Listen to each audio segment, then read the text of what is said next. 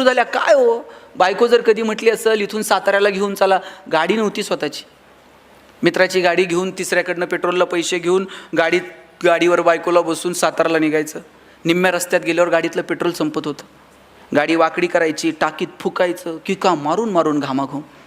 बायको असं बघायची, कुठून याची माझी गाठ पडली. अशात बायकोनं नुसता खांद्यावर हात ठेवू द्यावं साहेब, कित्येकांच्या गाड्या बिना पेट्रोलच्या साताऱ्यापर्यंत गेल्या. पैसे नव्हते पण आनंद होता की नाही. आता AC गाड्यांमधून नवरा बायको फिरतात. नवरा तिकडच्या खिडकीतनं तिकडं बघतो, बायको इकडच्या खिडकीतनं इकडं बघते. ड्रायव्हर मधल्या आरशातनं दोघांकडे बघत असतो. हे बोलत का नाही, यांना अडचण काय. साधनं वाढत गेली पण आनंद मात्र होरपळून गेला. तुम्ही बघा, शिर्डीला वगैरे अनेक लोक येतात, साईबाबांच्या पेटीमध्ये पैसे टाकतात. ते असं म्हणत नाहीत की मी तुम्हाला बाबा एक सोन्याचं सिंहासन देतो, तुम्ही मला जाताना 2 द्या. त्याच्याकडे 2 पण घ्यायची कॅपॅसिटी आहे. पण हे बाबांना काय म्हणते माहिती आहे का, बाबा मी एवढे पैसे टाकलेत, रात्रीची झोप येऊ दे म्हणते मला. कित्येकांना झोप नाही आहे रात्रीची. आमच्याकडे एकाला झोप येत नव्हती, त्यानं सगळे डॉक्टर केले पण झोप काही आहे ना. डॉक्टरला म्हणलं डॉक्टर काही करा, पण डॉक्टर म्हणले बाबा माझे इलाज संपले, तू आणखी दुसरा डॉक्टर बघ. कंटाळला घरी निघाला होता आणि रस्त्याला एक महाराज बसलेले होते. महाराजांचे जाऊन पाय धरले. महाराज म्हणले तुला झोप येत नाही, मी काय करू बाबा. नाही म्हणला सगळे डॉक्टर झाले, महाराज काहीतरी उपाय सांगा. महाराज म्हणले आता कुठे याच्या नादी लागता. महाराज म्हणले एक काम कर, ज्याला झोप लागते त्याचा शर्ट घालून झोप म्हणले. हॅलो म्हणला, महाराजांनी एकदम सोपा उपाय सांगितला. तिथून उठला आणि डॉक्टरकडे गेला आणि डॉक्टरांना म्हणला डॉक्टर आता गोळी नको, औषध नको, इंजेक्शन नको, सलाईन नको. म्हणले मग. म्हणले मला तुमचा शर्ट द्या. म्हणले शर्ट बावळट आहे का तुझं. ते म्हणले अहो मला महाराजांनी सांगितलं आहे ज्याला झोप लागती त्याचा शर्ट घालून झोपत जा. डॉक्टर म्हणले तुला कुणी सांगितलं मला झोप येते नीट म्हणून. हॉस्पिटल बांधायला कोटीत कर्ज काढलंय, बँकेचा हप्ता जवळ आला का गरज नसताना पेशंट ॲडमिट करावं लागतं आहे, गरज नसताना सलाईन लावावं लागतं आहे, त्याच्यात मेहुण्याला मेडिकल टाकून दिलं आहे. ते मेहुण्यालाच द्यावं लागतं साहेब, अलिखित नियम आहे. महिना अखेरला आमची भांडणं, वादावधी, अजिबात झोप नाही. उठ म्हणले दोघं मिळून शोधू कुणाला झोप लागते. दोघं मिळून एका इंजिनियरकडे गेले. म्हणले बाबा तुला झोप येते का. इंजिनियर म्हणला 6 महिने झाले पालिकेत बिल अडकलंय, ह्या टेबल. उठ म्हणले चल. 25 जण गोळा झाले पण एकाला सुद्धा झोप लागत नव्हती. शेवटी एका पुढाऱ्याकडे गेले. म्हणले बाबा तुला तर लागत असेल, आता आमचं दुखणं काय सांगायचं आहे.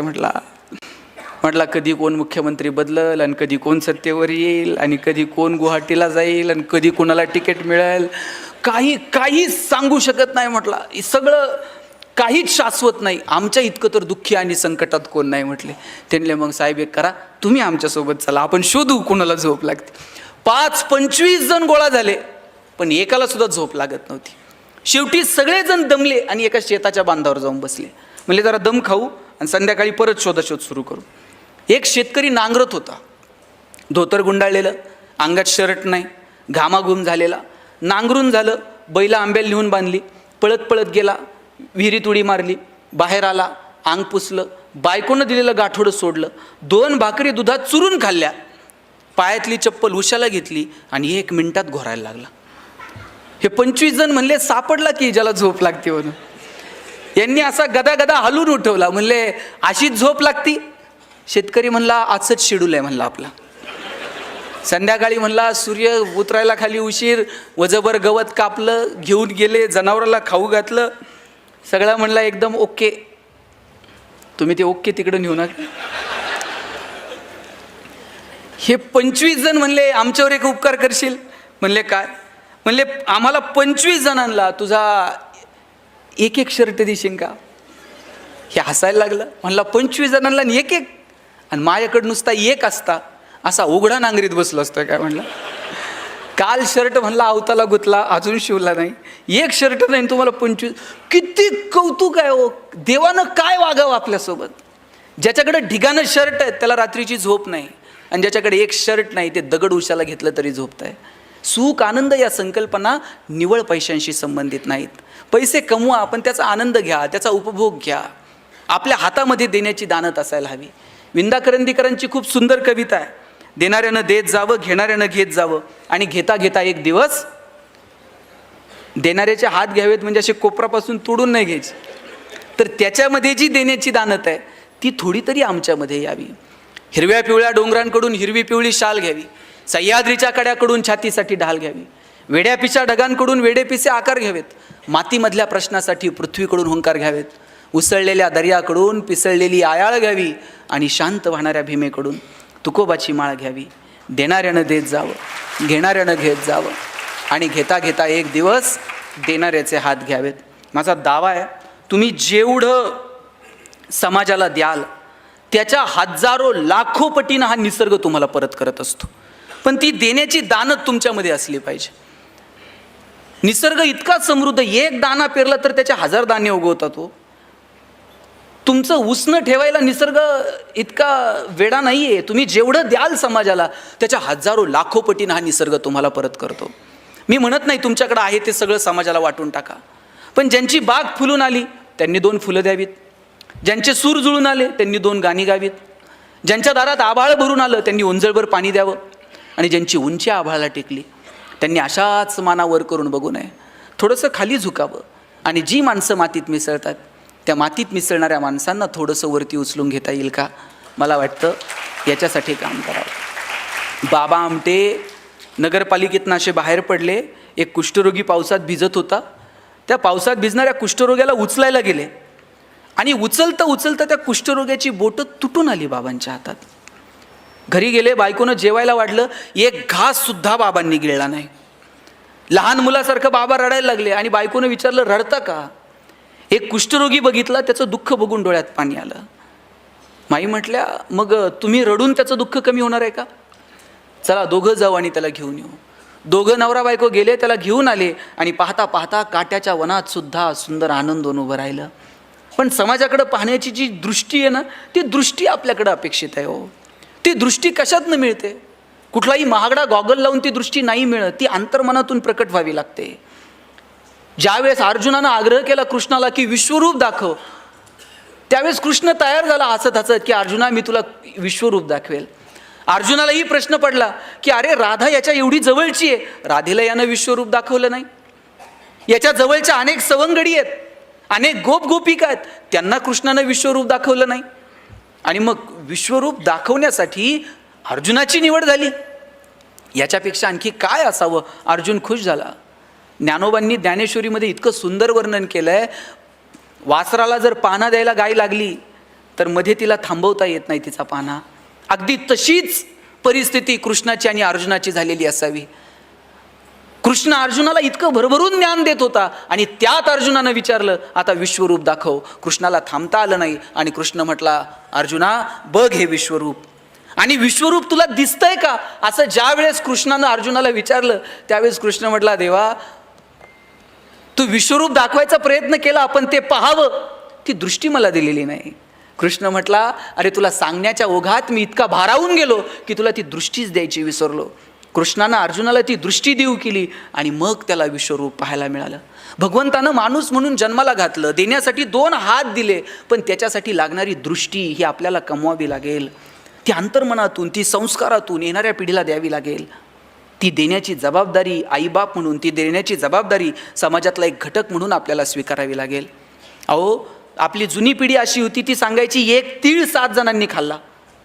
आणि आज आपण पोराला जर टिफिनमध्ये सँडविचचे 3 तुकडे दिले तर आई सांगते हां तुझे तू खा, तू दुसऱ्याचं खायचं नाही, दुसऱ्याला तुझं द्यायचं नाही, आणि उरले तर घरी घेऊन ये, वाटत बसू नको वेंधळ्यासारखं. काय करायचं हो पुढच्या पिढीनं नेमकं? तुम्ही ते गाणं म्हटलंत का, एरे एरे पावसा? माहीत आहे तुम्हाला? माहीत आहे का नाही? आणि काय गाणं होतं? Array array array array array array. आवाज हळूहळू कमी का होत चालला? बरोबर म्हणताय तुम्ही. हां म्हणा आता, एरे एरे तुला देतो पैसा झाला पाऊस आला, एग एग तुझे मडके सर आली आणि मडके गेले. किती हुशार आहेत तुम्ही सगळेजण. हे गाणं आम्ही आमच्या लहानपणी म्हणायचो, आणि आजोबांना म्हणायचो आजोबा असं गाणं का म्हणायचं? आजोबा सांगायचे कृषीप्रधान देश आहे, पाऊस आला पाहिजे, म्हणा एरे एरे पावसा. आजोबा सांगायचे एरे एरे पावसा म्हणा, आणि आज इंग्रजी शाळेत गेलात तर पहिल्याच वर्गात बाई सांगतात रेन रेन. पोरांनी नेमकं करायचं काय? आई वॉटर बॅग भरून देते आणि सांगते तुझं पाणी तू पे, तुझं दुसऱ्याला देऊ नको, दुसऱ्याचं तू पिऊ नको. आणि वर्गात गेल्यानंतर गुरुजी सांगतात एकनाथ महाराजांनी काशीहून आणलेलं पाणी गाढवाला पाजलं. पोरांनी नेमकं करायचं काय? अहो, आम्ही जेवायला जर बसलो तर आमचे आजोबा सांगायचे ताटाच्या भोवती पाणी फिरवा. आम्ही म्हणायचो ताटाच्या भोवती का पाणी फिरवायचं? का ताटातले अन्नपदार्थ बदलतात? बाजरीच्या भाकरीची पुरणपोळी होते. आजोबा सांगायचे अन्नपदार्थ बदलत नाहीत, पण ताटातल्या पदार्थाचा प्रसाद होऊन जातो. प्रसाद कधी फेकून द्यायचा नसतो. आभार माना, कृतज्ञता बाळगा, कुणाचे तरी आभार माना. म्हटलं कुणाचे आभार मानायचे जेवताना? आजोबा सांगायचे जेवताना आभार मानायचे ज्यानं पिकवलं त्या शेतकऱ्याचे, जिनं शिजवलं त्या आईचे. आणि पुढं जाऊन सांगायचे ज्यानं भूक दिली त्या भगवंताचे सुद्धा आभार माना. कित्येकांकडं फार सोन्याचं ताट आहे हो, पण भूक लागत नाही, करायचं काय? कितीतरी जण आहेत की ज्यांना अन्नाचा कण मिळत नाही म्हणून कोसो किलोमीटर दूर जावं लागतं, आणि कितीतरी जण असे आहेत की खाऊन पचत नाही म्हणून कोसो किलोमीटर चालावं लागतं. किती परिस्थिती भयानक आहे. या परिस्थितीचं भान ठेवून येणाऱ्या पिढीला काय द्यायचं मला वाटतं हे ठरवावं लागेल. आपल्यामध्ये देण्याची दानत असायला हवी. तुम्हाला एक छोटं उदाहरण सांगतो, कळणाऱ्यांना कळेल. आमच्याकडे एक जण आहे, आम्ही त्याच्याकडे गेलो आणि म्हटलं साहेब शाळा बांधायची, शाळेला जरा वर्गणी द्या. गावातली 10-5 पोरं माझ्यासोबत होती, म्हणली शाळेला वर्गणी द्या. वर्गणी द्या म्हटल्याबरोबर ते म्हटलं वर्गणी म्हणजे देणगी. म्हटला मी बायको आजारी पडली तर कधी लवकर दवाखान्यात नेलं नाही, पोराची कधी नीट फी भरली नाही, आणि गावातली शाळा आणि तिला वर्गणी आणि तिला पैसे, येडाबिडा आहे काय म्हटलं. आम्ही सगळे नाराज होऊन निघालो. तेव्हाच त्या माणसानं हाका मारली, म्हटली पोरांनो एक काम करा, तुम्हाला मी शाळेला पैसे देईन पण माझी एक अट आहे. म्हणले काय? नीट लक्ष देऊन ऐका. अट काय? म्हटलं माझे 2 डोळे आहेत, यातला एक खोटा आहे आणि एक खरा आहे. म्हणले यातला खोटा डोळा कोणता हे जर तुम्ही पोरांनो ओळखलं तर म्हणले मी तुम्हाला मागेल तेवढे पैसे देईन. अमेरिकेहून डोळा बसून आणलाय म्हटला, कुणाला सहजासहजी ओळखूच येऊ शकत नाही. त्यानं सांगितलं 2 डोळे, त्यातला खोटा कोणता? पहिलीतलं पोरगं होतं. ते म्हणलं काका डावा डोळा खोटा आहे म्हणला तुमचा. ह्याला आश्चर्य वाटलं, कुणालाच ओळखता येत नाही, पहिलीतल्या पोरानं ओळखलं डावा डोळा खोटा. त्या माणसानं विचारलं बाबा तू कसं ओळखलं की माझा डावा डोळा खोटा? पोरगं म्हटलं काका तुमच्या डाव्या डोळ्यात आम्हाला थोडीशी करुणा दिसली, थोडंसं प्रेम दिसलं, थोडीशी सहानुभूती दिसली, आणि म्हटलं हाच खोटा असला पाहिजे. तुमच्या वागण्यावरनं तर वाटत नाही खऱ्या डोळ्यात ती शिल्लक आहे. काय जगतो आपण? 1 रुपयाचं नाणं वर जाणार नाही, आपण कशासाठी भांडतो? भगवान श्रीकृष्ण करंगळीवरती पर्वत उचलतो आणि बासरी मात्र 2 हातांनी घट्ट पकडतो. आता ज्याला करंगळीवरती पर्वत उचलता येतो ते बासरी तर अशी गरगरा फिरवली असती की नाही, मग ते 2 बोटांनी अशी घट्ट बासरी का पकडतो? कारण कृष्णाला ठाऊक आहे पराक्रम हा रणांगणात गाजवायचा असतो आणि नात्यांमध्ये प्रेम जपायचं असतं. आपण उलट करतो, नात्यांमध्ये पराक्रम गाजवतो आणि रणांगणात शस्त्र खाली ठेवतो. नात्यांमध्ये काय पराक्रम गाजवायचा आहे हो? 10 वर्ष झालंय भावाचं तोंड बघितलं नाही, काय पराक्रम आहे? एकाच आईच्या पोटी जन्माला आलेले 2 भाऊ ज्या बांधावर काहीच पिकत नाही त्याच्यासाठी भांडत बसतात. दोघांच्या भांडणात वकील 2 एकर विकत घेते हो. कसला पराक्रम आहे? 10 वर्ष झालंय बहिणीचं तोंड बघितलं नाही, बहिणीच्या दारात गेलं, ती गेल्यानंतर तुम्ही साडीन चोळी घेऊन जाल, तिला कळतंय का भाऊ आलाय आणि आता रडतोय? नात्यांमध्ये पराक्रम नसतो गाजवायचा, नात्यांमध्ये प्रेम द्यायचं असतं, आणि रणांगण गाजवायला पराक्रम रणांगणात गाजवायचा असतो. आपण उलट करायला लागलो, नात्यांमधली मजा हरवून गेली आणि आपण इकडे तिकडे साधनांमध्ये मजा शोधायला लागलो. माझं सांगणं आहे, मी जास्त वेळ आपला घेत नाही, पण एक सांगतो की आयुष्य खूप सुंदर आहे. छोट्या छोट्या गोष्टींचा आनंद घ्या. आपल्या प्रत्येकात काहीतरी वेगळेपण आहे, ते वेगळेपण आपल्याला ओळखता आलं पाहिजे. छोट्या छोट्या मगाशी कुणीतरी सांगितलं की संकटांना घाबरू नका. काय घाबरायचं संकटांना? संकटांच्या समोर असं छाती काढून उभं राहता आलं पाहिजे शिवाजी महाराजांसारखं. कुणाच्या बापाला आपण कधी घाबरू नये. घाबरायचंय ना आपल्याला, आपण आपल्या कर्माला घाबरावं. इतर कुणाला घाबरण्याची काय गरज आहे? आपण आपल्या कर्माला घाबरावं की अरे माझ्या हातनं हे चुकीचं घडतंय. लक्षात ठेवा, चेंडू जसा भिंतीवर मारताना तसाच मागे येतो. तुम्ही जे पेरणार आहात ते उगवणार आहे. गहू पेरून कधी ज्वारी उगवत नाही. तुम्ही जे कर्म करणार त्याची फळं तुम्हाला इथंच फेडायची आहेत. म्हणून घाबरावं तर कर्मांना घाबरावं. काय द्यायचं समाजाला ते ठरवा, कसं जगायचं ते ठरवूयात. कधीतरी अंतर्मनात डोकावून स्वतःचा कधीतरी विचार करूया. आम्ही तो विचार करणं जेव्हा सोडून दिलं ना, तेव्हापासून आयुष्यातली मजा हरवून गेली. म्हणून या कार्यक्रमाच्या निमित्तानं मला आपल्या सगळ्यांना आवर्जून सांगायचं आहे की आपण काय करायचं ते ठरवून घेऊया. छोट्या छोट्या गोष्टींचा आनंद कसा मिळवता येईल हे ठरवून घेऊयात. जगण्यातली समृद्धता निवळ साधनांमध्ये नाही, ती कुणाच्या तरी मदतीला धावून जाण्यात आहे, हे स्वतःच्या मनाला सांगून बघूयात. हे आयुष्य परत कधीच मिळणार नाही आहे. म्हणून ज्यांच्याकडं आहे त्यांनी थोडं तरी समाजाला देता येईल का, मला वाटतं या दृष्टीनं प्रयत्न करावा. मला आवर्जून एक गोष्ट आपल्या सगळ्यांना सांगायची आहे. बघा, मी का असं म्हणतो की आपल्याकडे जे आहे ते इतरांना देता यावं, कारण या जगाचा नियम आहे की आपल्याला इथून काहीच घेऊन जाता येणार नाही आहे. मी माझ्या वडिलांना विचारलं होतं की जगणं कशानं सुंदर होईल.